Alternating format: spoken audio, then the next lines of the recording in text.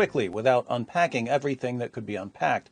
In this video, I wanted to take a close look at a hadith that I've quoted before and will quote again, just so you can see how much we can learn from a single hadith. Sunan an-Nasai, number 4625. It was narrated that Jabir said, "A slave came and gave his pledge to the Messenger of Allah to emigrate, and the Prophet did not realize that he was a slave. Then his master came looking for him. The Prophet said, 'Sell him to me.' So he bought him for 2 black slaves. Then he did not accept the pledge of anyone after that until he had asked, 'Is he a slave?'" Now, watch how many things we can learn about the Islamic view of slaves from this one passage. First, the heading says that this hadith is about selling animals for different animals of different amounts or quality.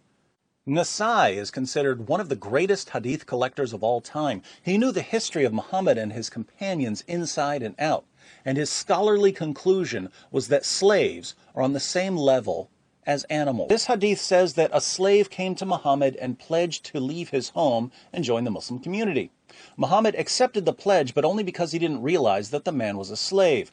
In other words, Muhammad didn't know that accepting this man's pledge was going to cost him something.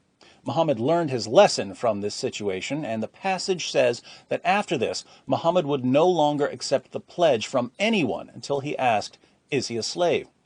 So Muhammad really didn't want to have to pay to free Muslim slaves who were converting to Islam.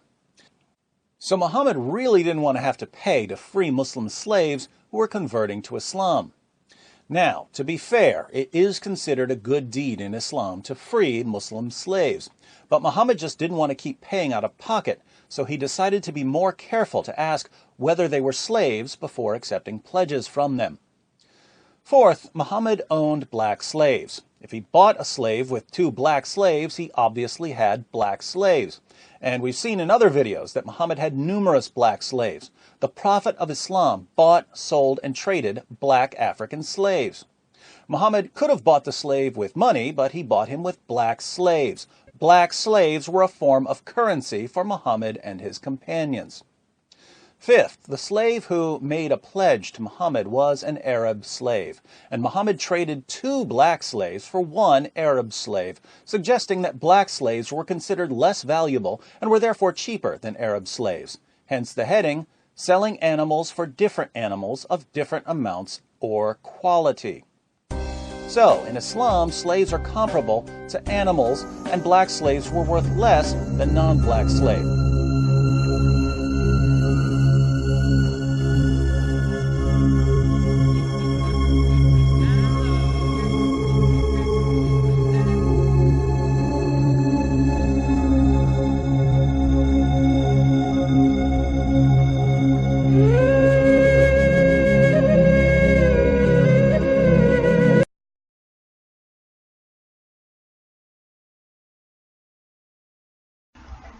Good morning. I want to start my arguments for what Islam and Muslims don't want black people to know. I want to start using the opening verse in the Quran as my evidence. So if you look at the Quran 39:60, where it says, "On the day of resurrection, you shall see those who lied against Allah. Their faces shall be blackened. Is there not in hell an abode for the proud? So their faces shall be blackened." Now, I want to make an appeal to the intelligent black people. How do you feel sitting next to your Muslim brother and you come across those whose faces shall be blackened? Are you happy with that? Because if those words were said by a white Christian, there would be uproar, but you are willing to compromise. Let's see how far you're willing to compromise with the Muslim. It also says, this is Ishtar 2:43. I heard the apostle no doubt is Muhammad, say, whoever wants to see Satan, Satan, it means evil. Satan means the epitome of everything that's destructive, dark, and sinful, everything that's barbaric. Whoever wants to see Satan should look at Nabdal. Nabdal was not a rock or a mountain. Nabdal was not a crocodile. Nabdal was a black man with long flowing hair. Could be like mine. Long flowing hair and inflamed eyes, dark ruddy cheeks. Allah sent him down concerning, to those who annoyed the Prophet there is a painful doom. In Ishtar 2:43. But he continues, you mustn't torment Muhammad, you mustn't. Why? Because in Quran 9:61, Gabriel came to Muhammad and said, if a black man come to you, his heart is more gross than a donkey. Why not use the word white man? Why not use the word something else? Why a black man? If a black man come to you, his heart is more gross than a donkey. Now, how you black Muslims are going to play with that?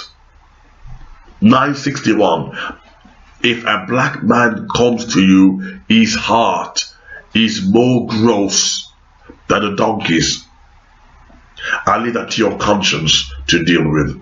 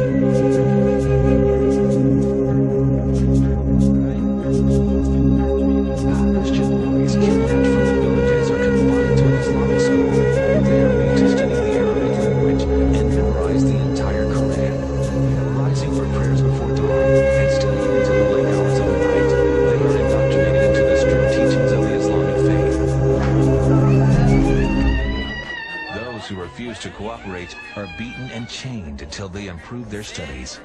They must give up playing. Playing is harmful.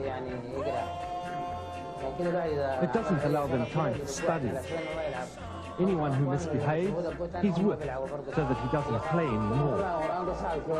When his colleagues see him being whipped, he will stop playing and become afraid. The Quran is difficult. If they do not work hard, they will not be able to memorize it all.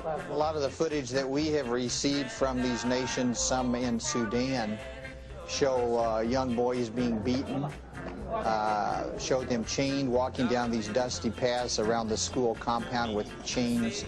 In one school, they have to write on a small board that they carry with them Quranic verses, and then wash this board and drink the water. And their teachers tell them that drinking this water causes them or helps them to memorize this faster. Young girls have also been kidnapped and sold as concubines or given over to the sexual pleasures of the Islamic soldiers. Girls as young as 9 have been repeatedly violated. Tens of thousands of children have disappeared, hidden away by radical Muslims seeking to create a new generation void of any Christian faith. Christian men who refuse to submit to the Islamic movement have been imprisoned, beaten, and oftentimes mutilated. Others have been hung, nailed to trees, or drowned in the River Nile.